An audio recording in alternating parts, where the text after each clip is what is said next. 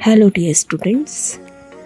तो फाइनली आपकी summer vacations हो गई हैं बेटा, and now this is the time to be the best version of yourself step by step. जैसा कि आप जानते ही हैं बेटा, आजकल का टाइम बहुत ही ज़्यादा कंपटीशन का है। So you have to do something today that your future self will thank you for. कल जब आप फ्यूचर में बड़े होंगे तो अपने आप को थैंक्स कहें आज के लिए कि आज आपने अपना टाइम कितना बढ़िया तरीके से यूटिलाइज़ किया और उसमें कुछ नई बातें सीखी जो आपके आने वाले फ्यूचर में हमेशा आपके काम आएंगी। तो first of all you have to visualise your गोल।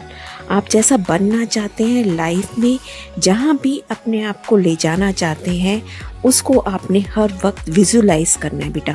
मतलब कि आप ऐसा उसको अपने विज़न में रखेंगे कि आप वो चीज़ बन गए हैं, वो एम आपने टारगेट अचीव कर लिया है और उसके बाद उसको पाने की कोशिश में आगे बढ़ते जाएंगे। तो first of all you have to learn new skills for that. उससे क्या होता है, नई नई चीज़ें सीखने से हमारी लाइफ में ग्रोथ होती है, हेल्प होती है, आगे हम पैसा कमा सकते हैं, इम्प्रूव होती है हमारी इनकम, हमारी क्रिएटिविटी बढ़ती है, हमारे गोल्स अच्छे से अचीव कर पाते हैं हम, एक्सपीरियंस बढ़ता है, कम्युनिकेशन स्किल्स हमारे अच्छे होते हैं, कॉन्फिडेंस बिल्डअप होता है और न्यू आइडियाज़ आते हैं और हम दूसरों को अट्रैक्ट कर पाते हैं। तो कुछ बातें आपको क्या क्या शुरुआत करनी है बेटा, let's check. Always help your parents, your siblings whenever is required. Character is build at home. क्यों बेटा, where there is family there is love. सबसे पहला काम हमें अपनी फैमिली को, अपने पेरेंट्स को, अपने बहन भाई को, अपने नेबर्स में सबकी हेल्प करना है। और जितना टाइम आप अपने बड़ों के साथ और छोटों के साथ लगाएंगे, उसमें ना चाहते हुए भी अनजाने में हम बहुत सारी नई नई बातें सीख जाते हैं और खुद को सुधार पाते हैं और एक कैरेक्टर हमारा बिल्ड होता है, दूसरों की हेल्प करने की नेचर बनती है। एंड देन पहला सुख निरोगी काया। सबसे पहले आपको अपने बॉडी का भी ध्यान रखना है, योगा करना है, फिजिकल फिटनेस एक्सरसाइजेस करनी है और मेडिटेशन करना है, माइंडफुलनेस एक्टिविटीज़ करनी है बेटा, जिससे कि आप स्ट्रेस से, टेंशन से दूर रहें और अगर लाइफ में कोई प्रॉब्लम्स आती भी हैं तो उसे हम स्ट्रांगली फेस कर सकें। Love nature, it will amaze you. Nature क्या है बेटा, birds, animals, environment, trees, plant, है ना।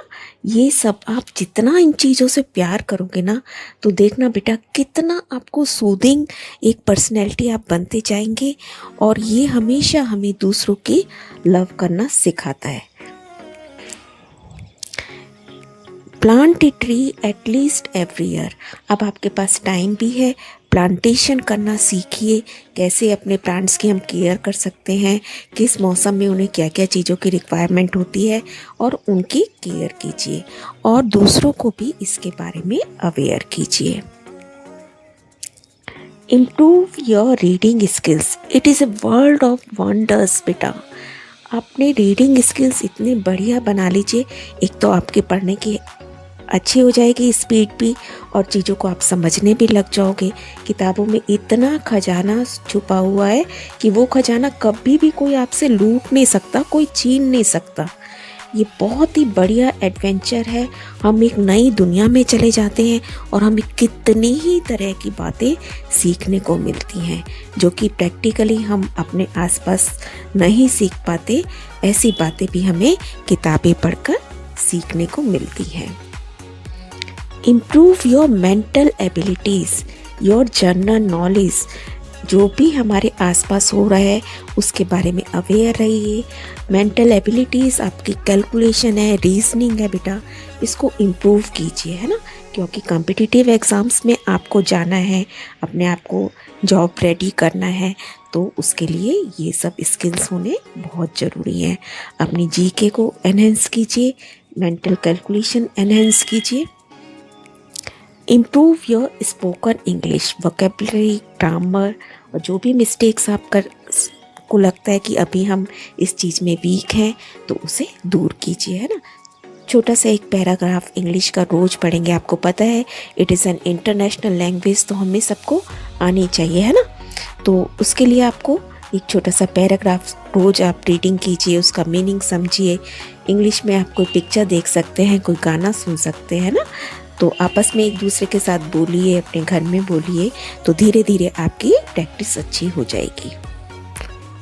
लर्न पेंटिंग और any kind of art, mandala art, worldly arts और कितनी भी तरह की, and you people are born artist, आपको ये सब चीज़ें बहुत अच्छे से आती भी हैं।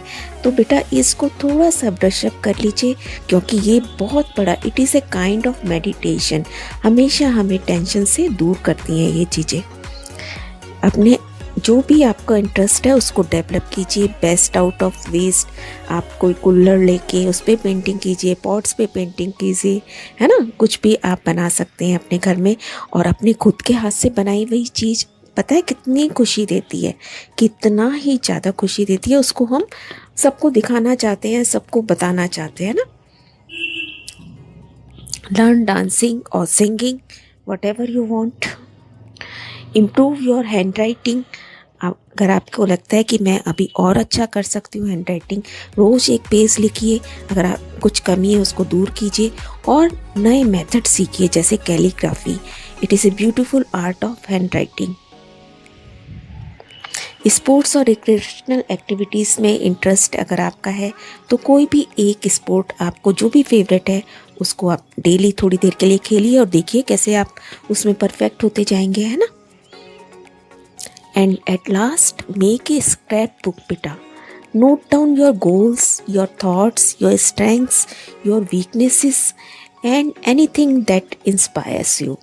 एक छोटी सी डायरी टाइप या स्क्रैप बुक अपनी बनाइए, उसमें जो आपके टारगेट्स हैं, आप क्या सोचते हो और आपकी क्या पॉजिटिव पॉइंट्स हैं और क्या आपके नेगेटिव पॉइंट्स हैं, आप किस तरीके से अपने एम को अचीव करना चाहते हो, और कहीं से भी कोई अच्छा थॉट आपको मिल जाता है फ़ौरन उसमें नोट कीजिए। कोई आर्टिकल है, कोई कुछ आपको कहीं से भी अच्छा मिलता है ना, उसको नोट कीजिए, और जब वो भर जाएगी और कभी आप उसको दोबारा बैठ के पढ़ोगे ना तो आपको बहुत ही अच्छा लगेगा, आप खुद पे प्राउड फील करेंगे। तो एक कलेक्शन इस तरीके की कीजिए बेटा। और ऐसे ही हम अपने सब्जेक्ट्स के लिए भी, जिस सब्जेक्ट में भी आपको लगता है कि हमें ज़्यादा मेहनत की ज़रूरत है, आप उसके भी फॉर्मूला बुक्स बनाइए और नोट्स तैयार कीजिए। तो बेटा कुछ नया सीखिए, सुधारें अपने आप को, खुद को तराशें, utilise your time and you will become more focused and relaxed personality throughout your life. And above all be grateful to Almighty. रात को जब सोने जाते हैं ज़रूर ईश्वर का धन्यवाद करें। There is always something to be thankful for. Believe in yourself, achieve your goals, all the best with lots of love.